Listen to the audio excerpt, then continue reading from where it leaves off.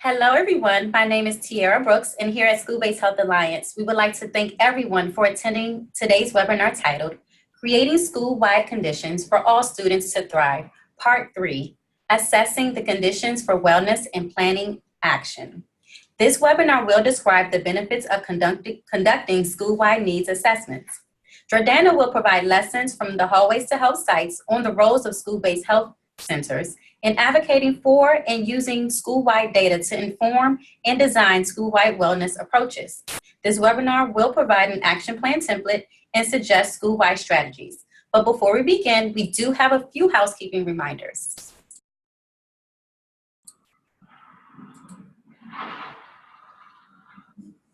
All attendees are in listen-only mode.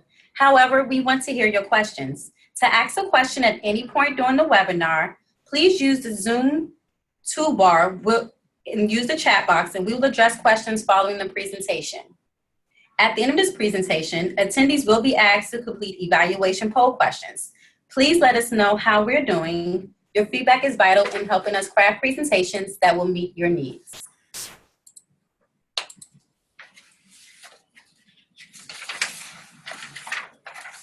Also, please help us with our attendance count. If you are viewing as a group, please go to the chat window in the chat icon and type in the name of the person registered and the total number of additional people in the room. For example, Tammy Jones +3. This will help us with our final attendance count. The School-Based Health Alliance is the national voice for school-based healthcare. We support school-based health centers through technical assistance and training. We advocate for SPHCs on the federal, state, and local levels. We demonstrate the value of SPHCs with common standards, measures, data, and research. This is our presenter, Jordana Snyder. Jordana is a program manager at the Alliance and manages our Hallways to Health initiative. I would now like to thank everyone and welcome my colleague, Jordana. Thanks so much, Tiara. I'm excited to be here today. Today our participants will identify the benefits of conducting school-wide needs assessments, identify possible tools to use, and identify one school-wide approach to try on. We introduced the Hallways to Health. On the last two webinars, we introduced Hallways to Health as a model for school-based health centers, taking the initiative to move beyond the clinic walls and lead school-wide wellness efforts to increase health equity throughout schools and to create conditions that promote health and enable all children to thrive in the classroom. Hallways to Health is a project of Kaiser Permanente Thriving Schools, which supported the development of this training as a part of its national effort to advance the health of students, school staff, teachers in K-12 schools in four key areas: healthy eating and active living, school employee wellness, and social and emotional wellness. The 13 Hallways to Health sites created programs, policies, and procedures to increase food insecurity, healthy eating, neighborhood safety, to create safe and positive school climates, environments, and to address the social determinants of health and restorative practice, and introduce restorative practices in schools. Hallways to Health increased buy-in and engagement in school-wide wellness efforts. We talked about this last time when we talked about the increased participation in school-wide wellness efforts by school-based health center staff, school administrators, parents, community-based organizations, youth, and school employees. And last time we also talked about building a wellness team and discussed strategies to engage these partner groups. By engaging these partner groups, we increased Hallways to Health sites, increased buy-in and support for the school-wide wellness efforts. Hallways to Health sites found that engaging in these efforts benefited their practices too. It increased the SPHC referrals and utilization. Now we're working toward national scale up, and that's where you come in. Thank you so much for joining us today, and we hope this training will give you the tools and skills to be a part of this shift. We wanted to share with you the general steps towards school-wide wellness that our Hallways to Health sites took to create school-wide wellness. They included building, engaging, assessing, implementing, and sustaining. Today, we'll talk about assessing the conditions for wellness and creating your action plan. In the next webinar, we'll talk about sustaining your efforts. Now that we've thought about how to engage different stakeholders, we're going to work on how to utilize your team, the wellness team we talked about in webinar 1, and the partners, those we talked about in webinar 2, to plan your school wellness actions. This is an essential step in looking at the data in order to develop an action plan. Before taking action on our school wellness approaches, we must identify the conditions required for wellness among the people that we serve. And then we must create systems that that enable our students and school employees to meet these conditions. One way to do this is to conduct assessments to offer a deeper understanding of critical social conditions and risks that our children and families face. The conditions that could impact health and education. Assessments can also describe the rich and vibrant threads unique to each community and the factors responsible for building healthy and strong communities. With these data, school wellness teams can establish their priorities and their actions for school-wide wellness. In fact, our Hallways to Health school-based health centers staff conducted school-wide needs assessments to identify some of these current and needed conditions to improve and advance student and school employee health. Assessments can also provide useful data for advocacy purposes and for grant writing purposes. Assessments can also help determine issues affecting students and available resources to be able to manage them. When we're thinking about assessing the conditions for wellness, first you'll want to determine the assessment objectives. What do you want to learn about your students or from your students or about your school staff? Then you'd want to identify and review existing data that you have on your student and staff populations. You could look at the clinical data that you have. You could look at your school data, such as attendance, graduation rates, discipline rates. And then you'd want to look at things like number of students experiencing homelessness. So we have a lot of data available to us that talk about our student populations specifically, and we want to use that to inform our wellness approaches. And if there's additional information that you would like to determine from your students or from your school employees, then the next step would be to design or identify the appropriate tools to be able to get that information. There's several screening tools available to assess your student populations, both about physical health, about emotional health, and also about social determinants of health. And in just a moment, I'll show you some of those possible tools. But the next step we want to make sure that we went through, which our Hallways to Health sites all did, is if they proposed a new tool to use to their school or to their community, we want to make sure that just like any other approach that we're taking in a school-wide environment, that you obtained the proper approval for implementation. And then you go ahead and plan and implement your needs assessment, being sure to know how you're going to analyze the data and how you're going to use it.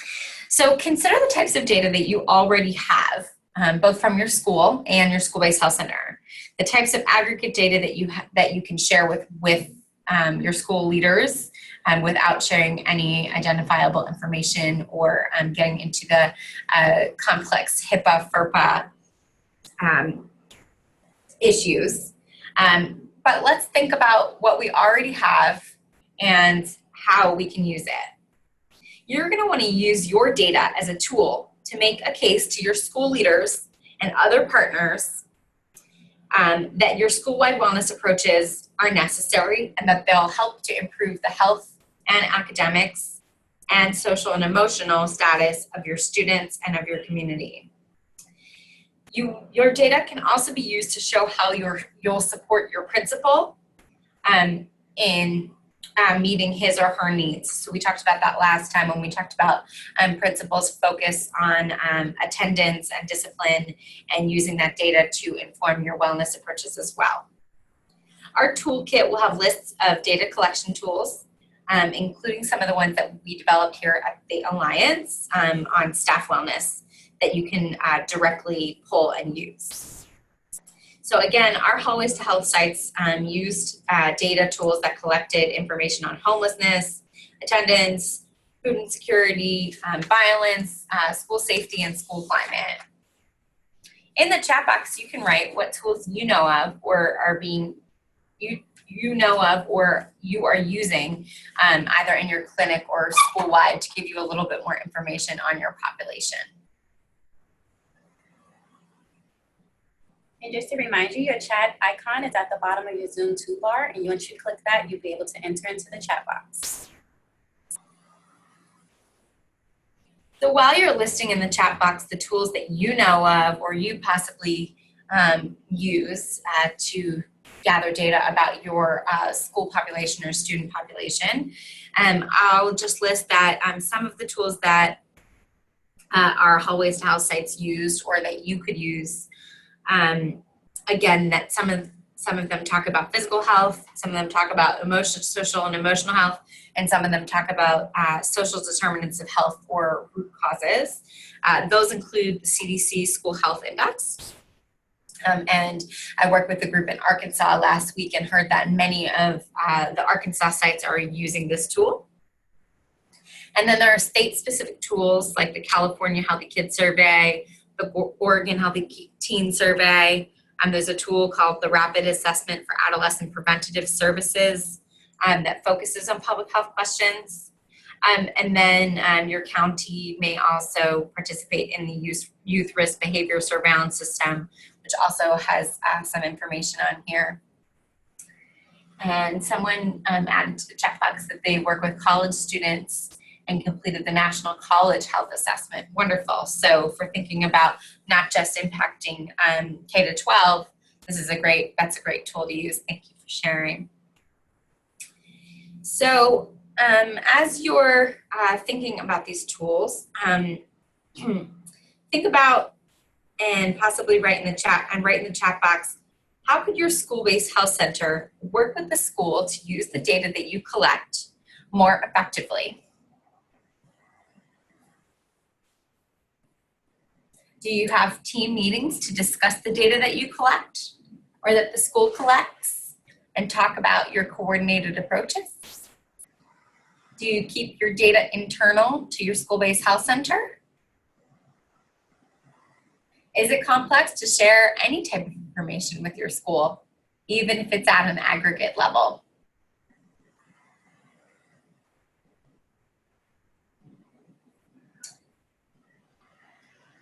While you're thinking about surveying your students, we also want to make sure that you don't forget to survey the school employees for their needs. We want to make sure that we're taking care of our school employees too, as they take precious care of our students. Great, and some of you are saying in the chat box that you share information at your wellness team meetings about student needs, and you coordinate services across departments. You work with your attendance teams to share who's truant and what types of interventions you could have to change truancy. Okay, awesome. Okay, so back on the slides, we created a school employee assessment, and as you can see, we asked about eating well, moving more, and handling stress. And what our Hallways to Health sites did is that they surveyed all the people in the school employees. So not just teachers, but teachers, counselors, athletic directors, principals, secretaries, any person who worked with youth, like youth development specialists, case managers, college coordinators, school-based health center staff themselves, because you're part of the school employee team, and even paraeducators. And on this survey, we also asked school employees to indicate if they felt supported to pursue their own health and wellness goals. And we asked about the preferred times and types of activities that they'd like to participate in. So when we release our toolkit in just a few weeks, this is one of the tools with all of the questions. We can only list 2 here on the slide, but with all of the questions And you can just pull this and utilize it as a beginning opportunity to conduct some school employee wellness activities in your school. Okay, I want to share this story with you from One Hallways to Health champion about her efforts to assess her student population and the impact that it had on her wellness activities in the school.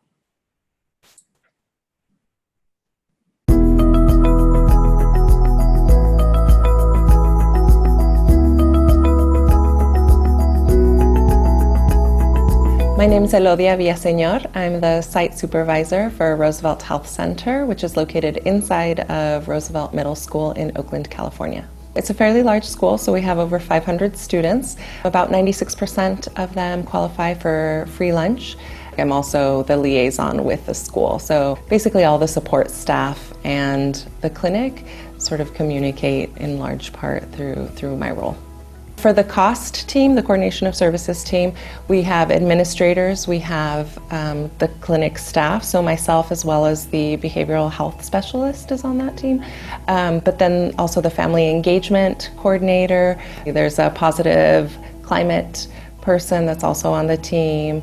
Anyone that provides any sort of support services is on that team. And the cost team is a coordination of services. So really that team gets together once a week. We get together to talk about specific students that are potentially having challenges coming up. And so we figure out how to coordinate all of the services and have all of the providers talking in the same space to make sure that the students' needs are met.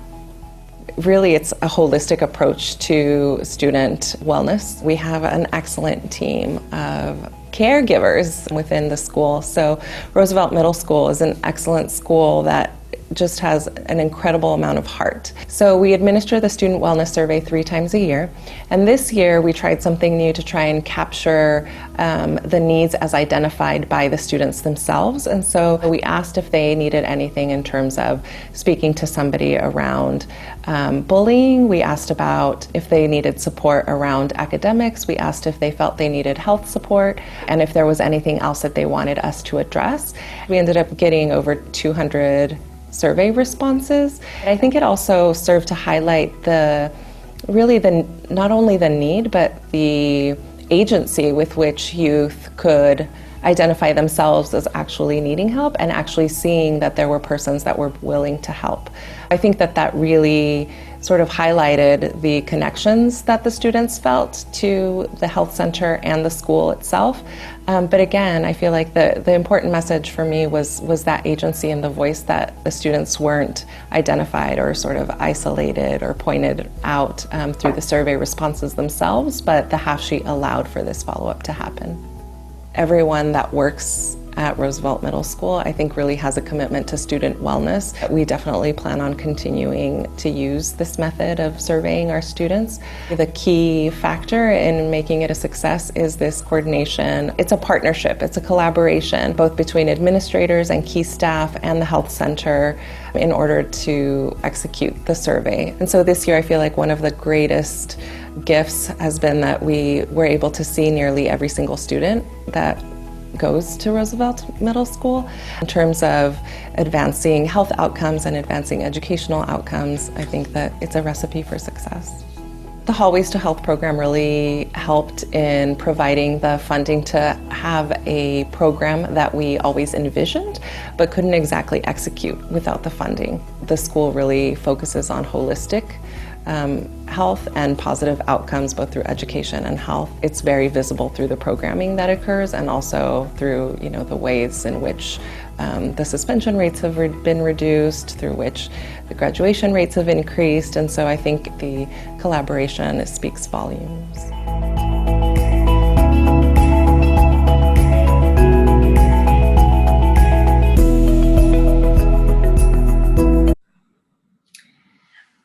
I loved how Elodia talked about the collaboration and working towards the holistic care for the students. And I loved how she used, they used the wellness assessment to ask the students about the support that they wanted and making sure that the students knew that there was someone there to help them.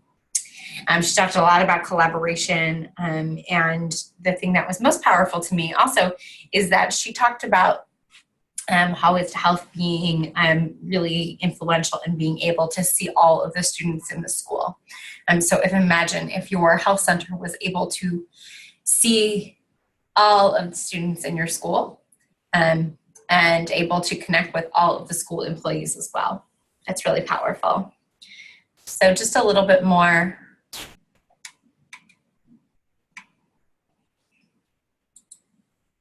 About some of the data that was discovered through the Roosevelt student assessment.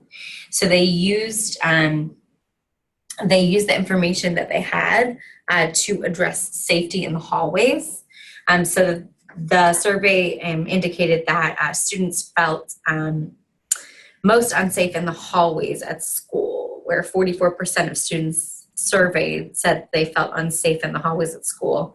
And what they did was the Roosevelt SPHC staff and the wellness team worked with students from Stanford to do a design initiative, basically, that was called Hack the Hallways. So Stanford University students worked with the Roosevelt Middle School students to observe the hallways during passing periods. And together they worked to brainstorm ideas to make the hallways safer. So what they did is they did that over a one-day period. And although their information was based on a one-day launch, it kicked off an ongoing effort to make the hallways safer. And one change that they've since implemented is creating student hall monitors. So it increased some accountability of reporting and things like that, and gave students, again, as Elodia talked about, agency over students' own health and wellness and safety. So that's just one example of how you can collect meaningful data about your student population and then plan something and work with the youth in partnership to plan something school-wide to impact the school climate and perceptions of safety. So now your wellness team is placed, and now you have population level data from your needs assessment. Now it's time to get together with your wellness team, which we talked about in one of our first webinars, to work on your action plan. Your action plan is the tool to make your school-wide wellness vision come true. You're going to use your action plan to collect your aggregate data, select your priorities, and identify the approaches that your school wellness team will take to improve the physical and social and emotional wellness of your students and your staff.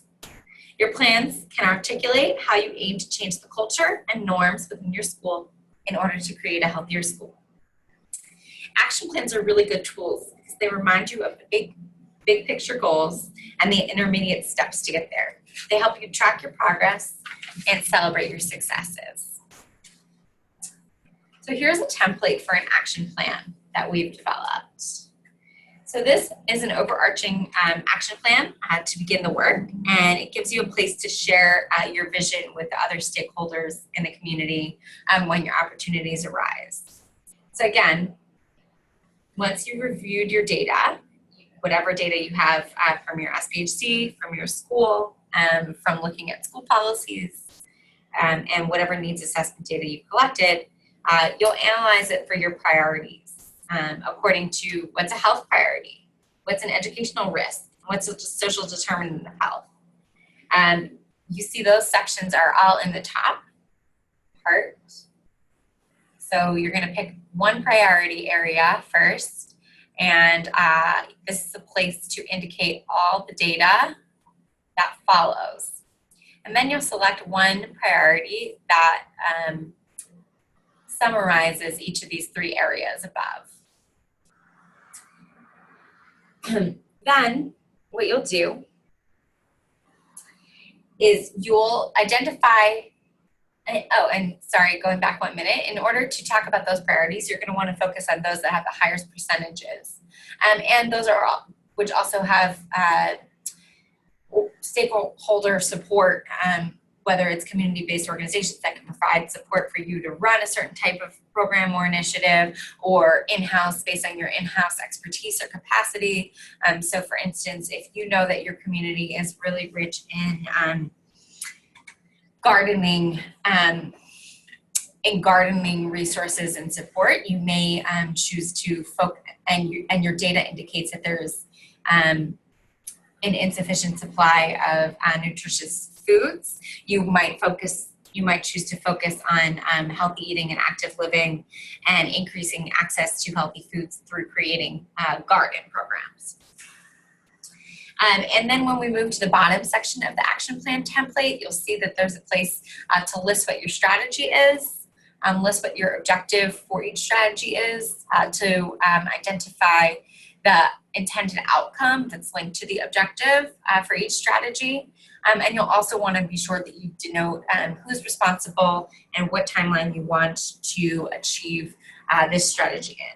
And by filling this out completely, you'll make sure that you're being accountable to yourself, to your team, and to your broader student body as well. So let's look at one example from one school. This site surveyed their students across the school by using the Oregon Healthy Teens Assessment.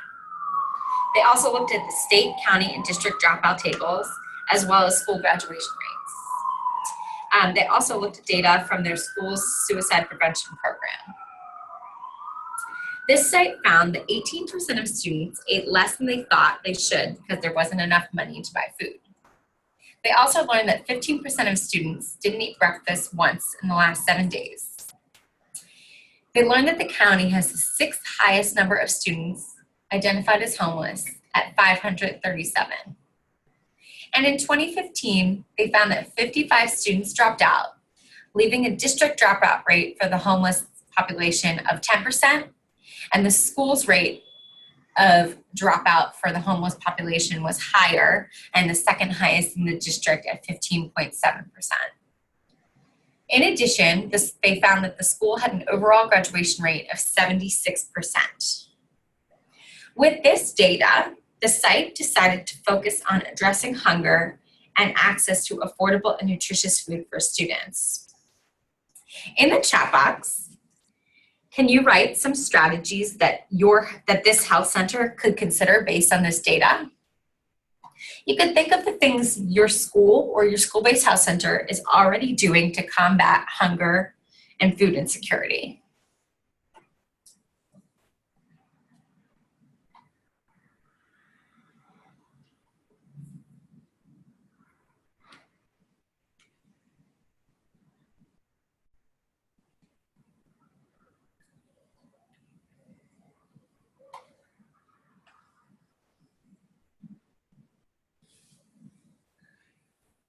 So some of the things that some of our sites worked on to combat food insecurity included handing out food at school-based health centers, so having a bowl of fruit that students could take at the end of the day. Some participated in promoting or helping to run Friday food backpack programs. Some also utilized their youth to run monthly food pantries.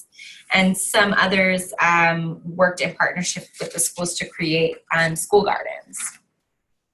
But let's see what this site did. So the first thing that this site decided to do, their first strategy was to screen for food insecurity for students who come into the school-based health center. You'll notice this is primarily a clinical approach. However, creating a policy and protocol to screen for food insecurity also has a systemic impact. It's worth it to note that clinical approaches often complement school-wide approaches. So you'll see that when screening for food insecurity, the objective was to identify students who are at risk or are experiencing food insecurity, to collect quantitative data about food insecurity, and to refer students to appropriate resources in the community. And this school actually has a partner handbook, which they use to specifically links students to food. And then they also wanted to make sure that they screened every new school-based health center student for food insecurity. Awesome. And some people are adding into the chat box that there are food pantries and at-cost grocery stores, Backpack Fridays, and designated area that has free food within the school or within the community, and those are all located in one building. That's wonderful. So those are great types of things that your school-based health center should know about and be able to connect your students to. Thank you so much. So back to the example at hand, the evaluation indicators you can see tied directly back to the objectives that this site had for addressing food insecurity. So they wanted to know the number of students that were screened for food insecurity, the number of students who were positively identified, and the number of students who were referred to resources. And those resources could include the ones we just talked about. And they had a lot of people who were responsible for different parts of this. So they talked about local food bank, the nurse practitioner, the behavioral health specialist, the mental health counselor, harvest shares, their nutrition, the district nutrition provider, and the health and wellness coordinator. And in order to implement this referral policy and process, they wanted to do this by the end of the last academic year. So that's one approach that they had. The second strategy that they had was to identify community partners and increase awareness and participation in a weekly harvest share for students and for parents. So this is a program that was already occurring, and the school-based health center and the wellness team wanted to make sure that they were promoting this resource and opportunity and connecting the students that they'd screened in strategy number 1 to this program. And the objective was to increase the availability of affordable, nutritious foods for both students and for families. And you can see again that the tie between the objective and the evaluation indicator is the number of students and parents who were able to access the Harvest Share program. And we see a lot of the same partners involved, but now we also see some partners that focus on family services as well. And the timeline also aligned with the one from the strategy from before. A final strategy was to implement food insecurity screenings, not just at the one school-based health center that we talked about, but at all school-based health centers across the district. All school-based health centers and all schools across the district. And so they wanted to change the norms and policies throughout the district so that they could identify more students and more youth who were food insecure. So if we go back for 1 minute and we just look at the data, we see that the county had the highest number of students identified as homeless, which means they're also potentially food insecure. So that was probably the rationale for why they wanted to move not beyond just their school-based health center and their school to being able to address food insecurity across the district.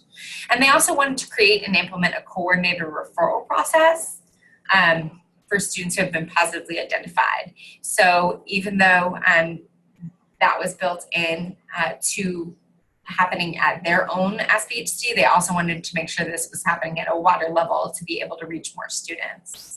And in order to do that, they wanted to identify the leaders and providers and other critical staff to serve on a food insecurity task force. So people across different sectors would feel bought in and would be able to offer different resources and suggestions about how best to tackle food insecurity throughout the county. And then that team would work together to develop a referral process. Then they would present it at the school board meeting and hopefully implement the food insecurity policy across the district. So this is thinking broad and it's thinking collaboratively and it's really thinking outside of the box as well. And the team identified that their successful outcome would be an approval of the district-wide food insecurity process, and being able to identify the number of students who are experiencing food insecurity across the district, and those who would be benefited from a process like this. So you'll see in the key partner column, there's some different roles about what will happen at each school. So clinicians would administer the screenings at the SPHCs, and nurses and counselors would administer the screenings in all other district schools without the school-based health centers.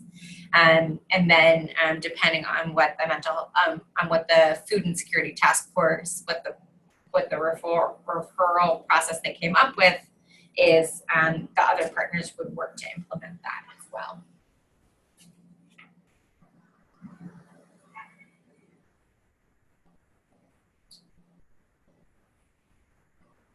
So, I'm sorry, back here 1 second.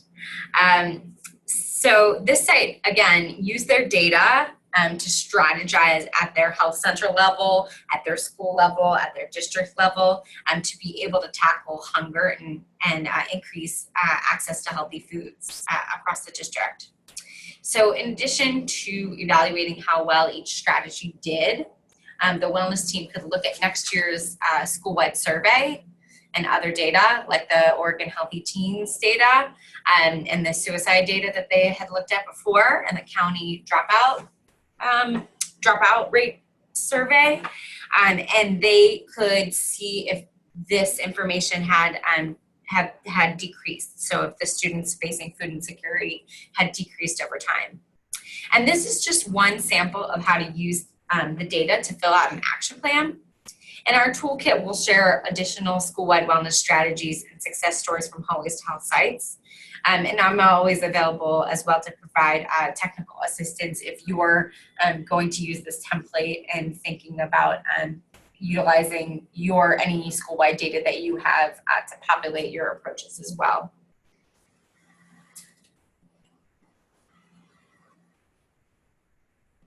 Okay. So now we're going to do just a poll about your future commitments to utilize this information and what your next steps will be. So I commit to, and you can indicate your top choice or the next choice that you will try on. So I will share this information in our next SBHC or wellness team meeting. I'll research or identify a tool to assess student or school employee needs. I'll discuss how we use or share the data.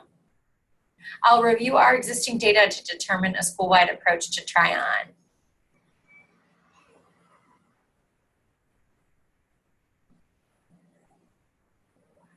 Okay, we're getting some great answers all across the board here. Wonderful.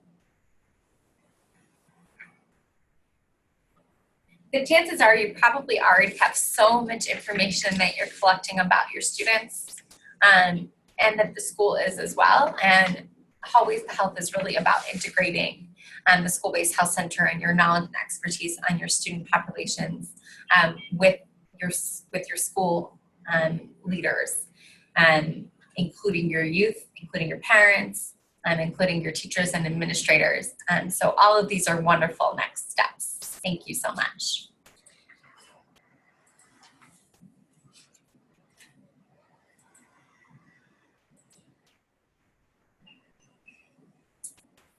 Okay, great. Thank you so much for everyone for answering that poll question. Thank you, Jordana. Now we would like to give everyone a chance, if you have any questions, to please enter your questions into the chat box. And while we give everyone an opportunity to enter their questions, we do have a few just announcements for everyone. We ask that you join us by becoming a member. Trainings like this webinar would not be possible without the support of our members.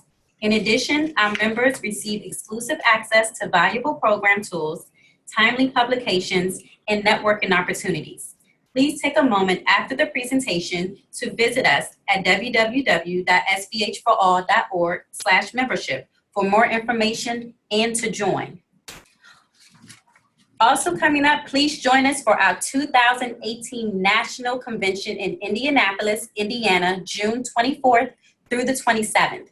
As the premier national gathering for our field, the convention is a fantastic opportunity to connect with hundreds of fellow school-based healthcare professionals and advocates from around the nation. Also, Jordana will be presenting at our pre-conference on June 24th on promoting schools as hubs of wellness, the Hallways to Health model. She'll be joined by Mandy LeBlanc from Washington School-Based Health Alliance in introducing the Hallways to Health toolkits, key steps to using the population health approach, and provide tools, resources, and examples to help SBHCs build, assess, implement, and sustain these efforts. Also, we will have another pre-conference, which is one of our free pre-conference, but is first available for our motivational interviewing. This interactive workshop equips you to use motivational interviewing to improve your ability to identify risk behaviors and social determinants of health, communicate effectively with teens, and motivate them towards healthy decisions. As the premier national gathering, again, we ask you guys to please join us at our national convention in Indianapolis, Indiana. Also, we have our Be the Change Youth Training Program that will also be, of course, at our 2018 convention. Each year, students from across the country come to network with each other and school-based healthcare advocates and participate in various workshops pertaining to health, education, policy, and leadership. More information is available on our website, and scholarships are also available for this program. So we ask that you please visit our website after the presentation to learn more about our upcoming convention. And once again, if you can please enter your questions into the chat box, we will answer those for you.